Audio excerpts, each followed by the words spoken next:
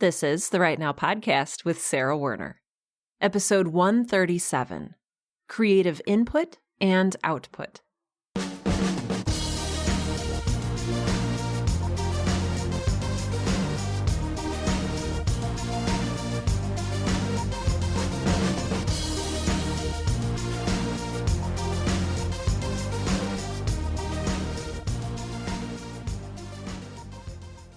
Welcome to Right Now, the podcast that helps all writers, aspiring professional and otherwise, to find the time, energy, and courage you need to pursue your passion and write. I'm your host, Sarah Werner, and I've been thinking this week a lot about creative input and output, like the title of this episode might suggest. And I think it's a part of a larger question about what influences us as creators. Where do we get our ideas? What kind of ingredients are going into the novel or poetry collection or memoir or screenplay that we're baking up? Are we even paying attention to what's going into this cake that we're baking? What kind of ingredients are going into our work? When we talk about creative input and output, most of the time I think we're focusing on the output. We're focusing on what are we producing, what are we creating, how fast are we creating it, how many words per day are we writing, how many poems per week are we writing. But I think that we really neglect thinking about what goes in. I'm reminded of an old saying back from my marketing days, and that was garbage in, garbage out. So, for example, we would be creating a new website for a client, and they would give us very low-res images. They didn't have great copy. They didn't have a very good logo. All of the ingredients for that website were not great. And, we would do the best we could with those ingredients. But really, if you're putting garbage in, you're going to get garbage out. I want to say that this is not a hard and fast rule, and that, of course, you can do whatever you can with whatever you have. I know last week we talked about the importance of resourcefulness. And so if you don't have great tools, if you don't have like $100 pen or the best computer, that's not what I'm talking about this week. I'm not talking about our tools. I'm talking about our ideas. So to continue our metaphor, I think you can bake a really excellent cake using, a beat up old bowl and a whisk or a spoon that isn't exactly super high quality. But if you're putting in rancid oil or butter that has gone bad or flour that's full of mealworms or rotten eggs, then your cake might not turn out exactly like you had hoped it would because it's full of worms. So what are you stocking your idea pantry with? What's going into what I like to think of as your idea museum? I did not grow up in a family with a lot of money, but there were free museums where I grew up. And so we would spend a lot of time going to museums. And I have very fond memories of wandering around museums, in the sort of dark lighting, looking at the curious objects displayed behind glass, learning that each one is unique for a reason. Each one has a special job to do. Each thing has a history and a contextual meaning. Each object, each thing, each taxidermied animal is so much larger than it appears behind the glass. Museums for me were places of possibility. And each little object or each large object, everything behind the glass, had a story. And the story was represented by the object, but the object was not the entire story, if that makes sense. And I like to think about our ideas this way.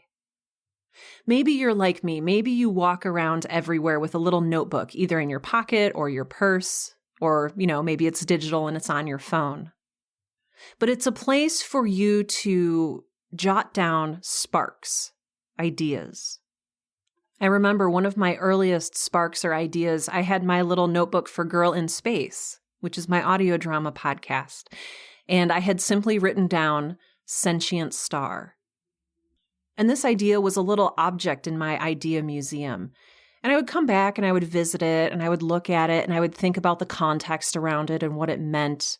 And I would even think about how beautiful it was.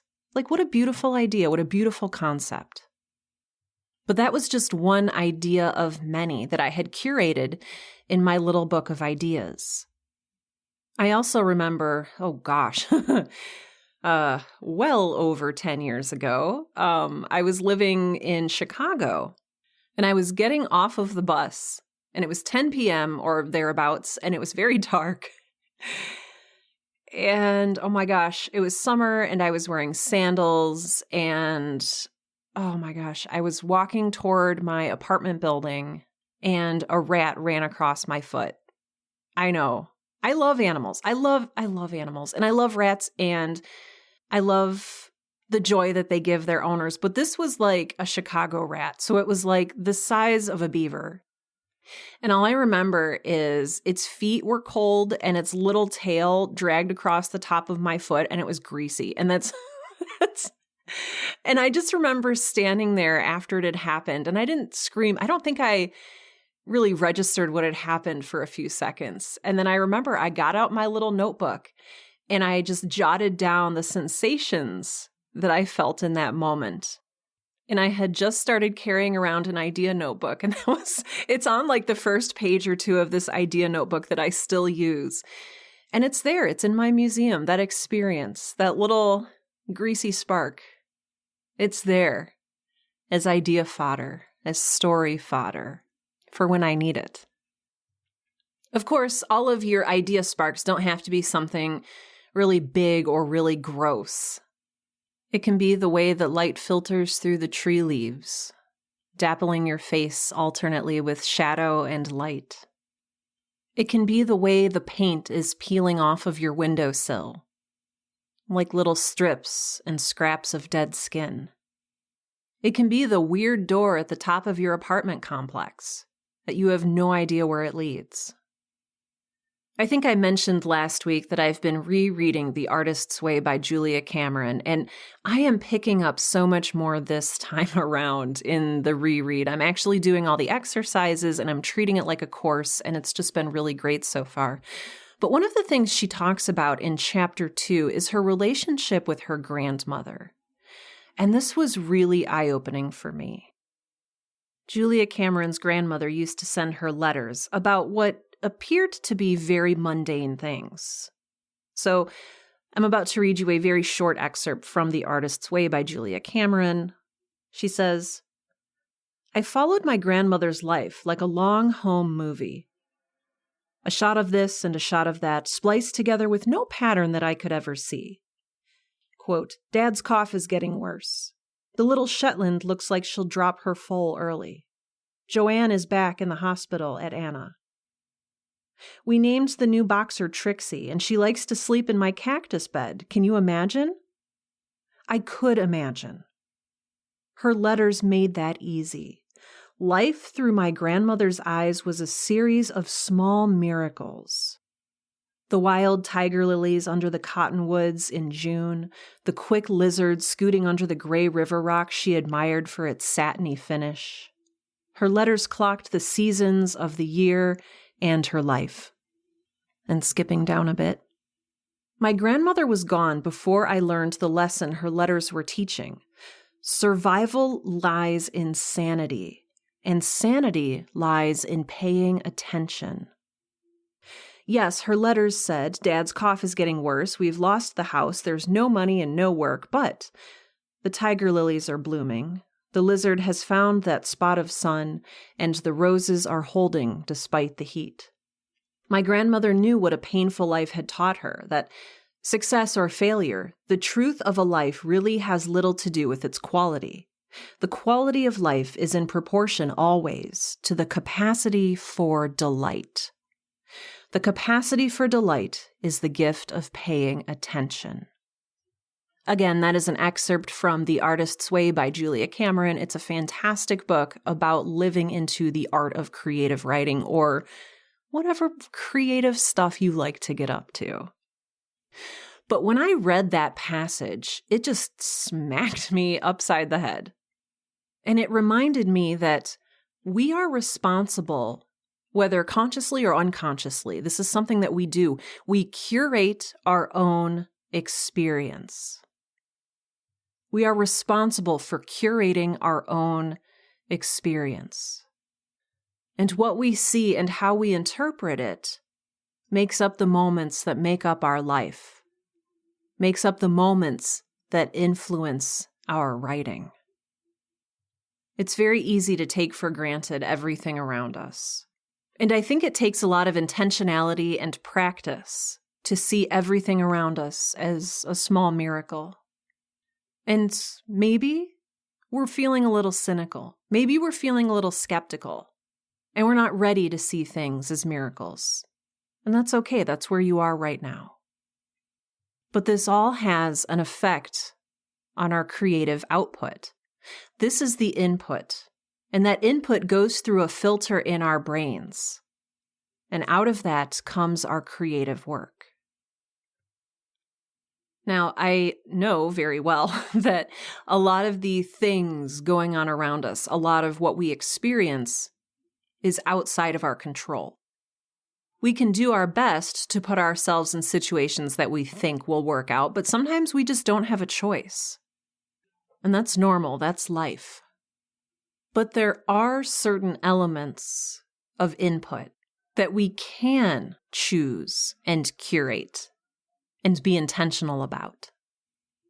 And that is the books that we're reading, the movies that we're watching, the TV shows that we're consuming, the hours we spend on Instagram or TikTok or Facebook or Twitter, the things that we consume with intention, or the things that we weren't maybe necessarily aware that we could consume with intention. This is not going to be the type of podcast episode that says, get off of social media and go read a classic work of literature. Because A, I don't really like to tell people what to do, and B, I think there is potential worth in everything. And whether a piece of media is good or bad is largely relative. Sometimes the quality of a piece of media is entirely divorced from the value that we get out of it. Perhaps a terrible movie that you watched in your childhood that brings back feelings of warmth and comfort and safety, but maybe it's an objectively terrible movie. That doesn't diminish the value that you get out of it. That doesn't diminish the memories of you and your siblings all smashed together on the couch eating cereal and taking delight in whatever this movie is. When I talk about garbage in, garbage out, I'm not talking about the objective quality of the media you're consuming. I'm not here to tell you to only read books that are rated 5 stars on Goodreads. I'm not here to tell you that you should only be reading classics or that you should only watch movies that have a Rotten Tomato meter rating of 7 and above. I'm not here to do that. Because again, nobody can put an objective value onto our experience for us. The things in our idea museums might not make any sense to anyone else. And that's okay. That's what makes each and every one of us a unique creator. And would I rather read a urban fantasy paranormal romance book by an author who I enjoy than a work of literature by Herman Melville? Oh, heck yes. I feel like this may be its own topic in and of itself, but I'm really trying to get away from the idea of guilty pleasures. Like the thought that you should feel bad for liking something or enjoying something. This idea that I should feel bad for enjoying modern mysteries and that I should make up for it morally somehow by reading a novel by Charles Dickens. Sometimes I think what we get out of media is what we need. And that is the very thing that fuels our writing. So, okay, I've said 2 seemingly contradictory things. I've talked about garbage in, garbage out. So baking a cake with subpar ingredients will result in a subpar cake.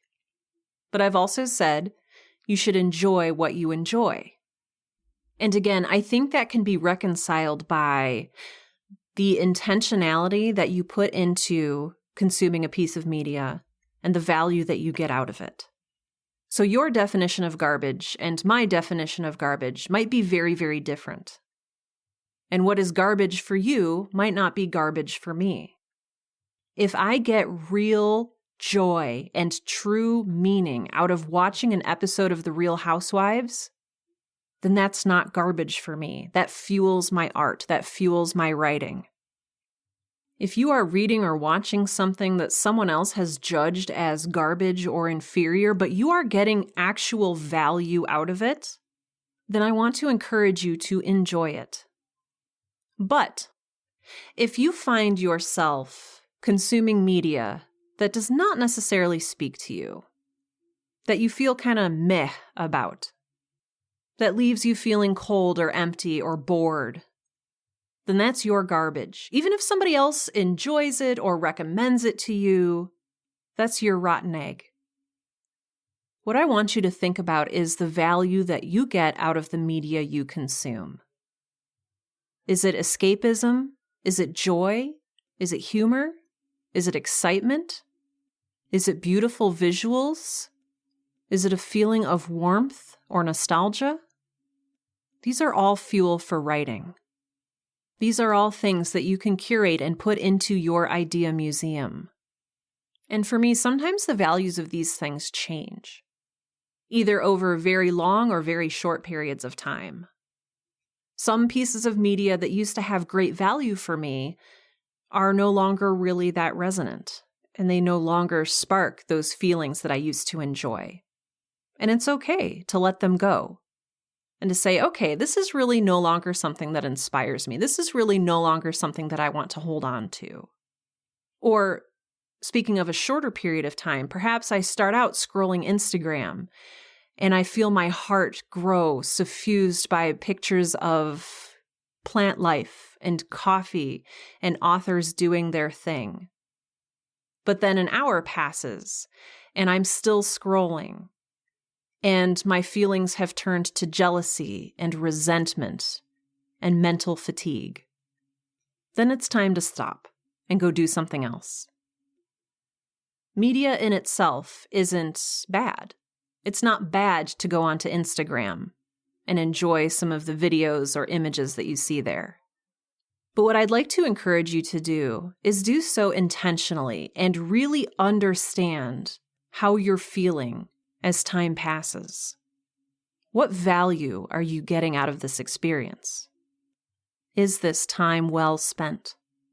Was the thing that used to be fresh, cold milk, has it been left out on the counter? Has it turned into something sour and curdled that is no longer a good thing for you? What are you paying attention to? What are you curating in your brain museum? I want to quickly address a moral concern that might be bothering some of you. Those of you who are perhaps equating the idea of curation with the idea of theft.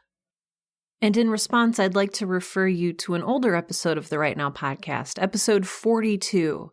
It's called, Are There Any Original Ideas Left? So if you're concerned with filling your idea museum with only original ideas, and not from other sources that have inspired you, I think that episode will help give you some perspective about how art is extremely organic, and we as a species are consistently and continually moving forward, building off of others' ideas. It's not our job to invent the concept of a story. We don't have to reinvent the wheel every single time we sit down to create a piece of art. We can use what has been created before us. We can mash up two ideas that we really like and put it through our filter, through our brain, through our own interpretation and our own experience to create something that feels new. I'd really encourage you to read the book Steal Like an Artist by Austin Kleon, because this was an ethical concept that I was really struggling with myself for a long time. And there certainly is a huge difference between inspiration and plagiarism. And I'll give you a hint. One comes with a healthy dose of reinterpretation and artistry, and the other one is actual theft. What I want to encourage you to do with this episode is to be aware of what it is you are consuming, whether by choice or just simply because life is acting out all around you. Be very, very aware of what you're consuming and what you have control over consuming, and through sort of what lens or what filter you're processing your own daily experiences. This is all fuel for writing. Perhaps your first step is even to start noticing what influences you and how it influences you. For one thing, I've noticed that when I am reading a certain book or a certain type of book, I find myself, when I sit down to write, writing something that feels a little bit similar to the voice of the writer that I just read. So when I'm working on one project versus another, I like to be intentional about the books that I'm reading while I'm working on that project. And maybe you've had this experience too. But I really want to encourage you to not only intentionally choose what it is that you consume and what it is that you're storing away in your little journal or your little notebook or your mind museum. What ingredients are you assembling for the cake that you're about to bake? And understand that what might be judged as garbage to one person might be extremely valuable in another way to another person. So I'm curious now to hear your thoughts. Where do your ideas come from? How intentional or unintentional are you when curating your mind museum? What media do you love that fills you with inspiration, no matter what other people might think of it? And what have you noticed in your experience is the relationship between input and creative output?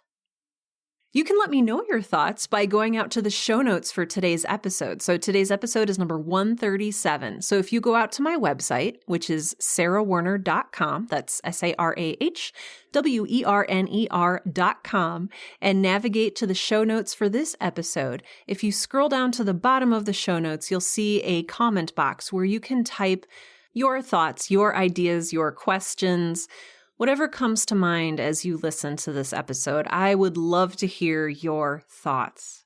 I do read and respond to every single comment that is left on my website, and I would love to engage with and further our conversation there.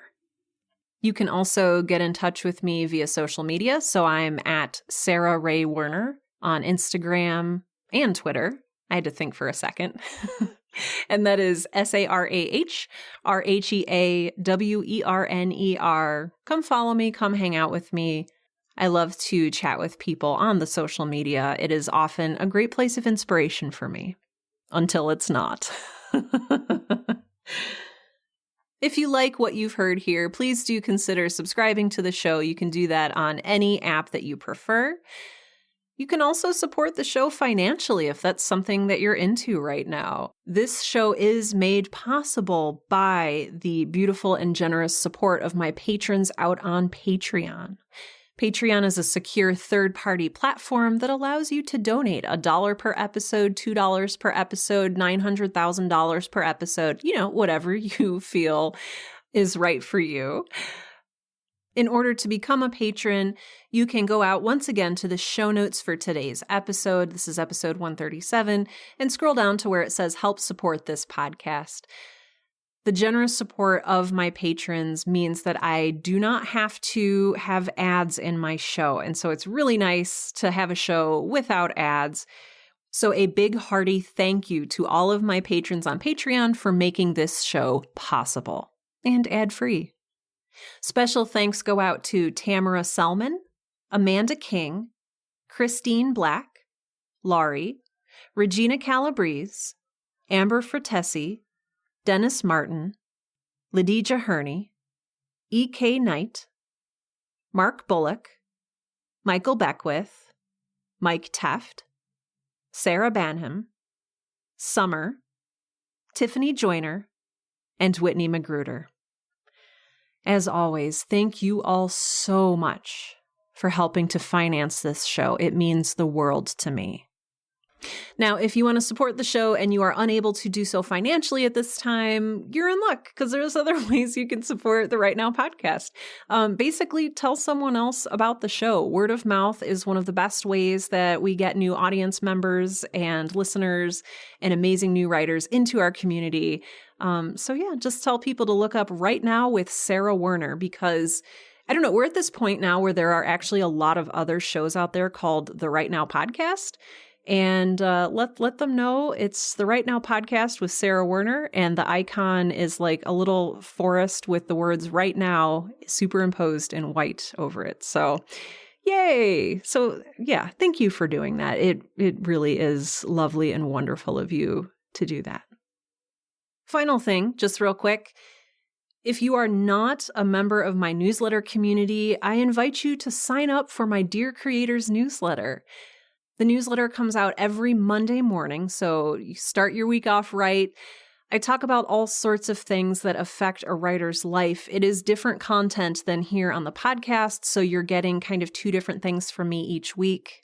So again, if you'd like to sign up for my Dear Creators newsletter, you can do so over at sarahwerner.com and just click on the little thingy that says Dear Creators newsletter. I promise I won't spam you or send you anything that's terrible. Okay, so we're at the point now where there's lots of loud traffic. 2 of my neighbors are mowing their lawns. And so I think that this is an excellent time to say that this has been episode 137 of the Right Now podcast, the podcast that helps all writers, aspiring professional and otherwise, to find the time, energy, and courage you need to pursue your passion and write. I'm Sarah Werner, and I am going to pay extra attention to the world around me today.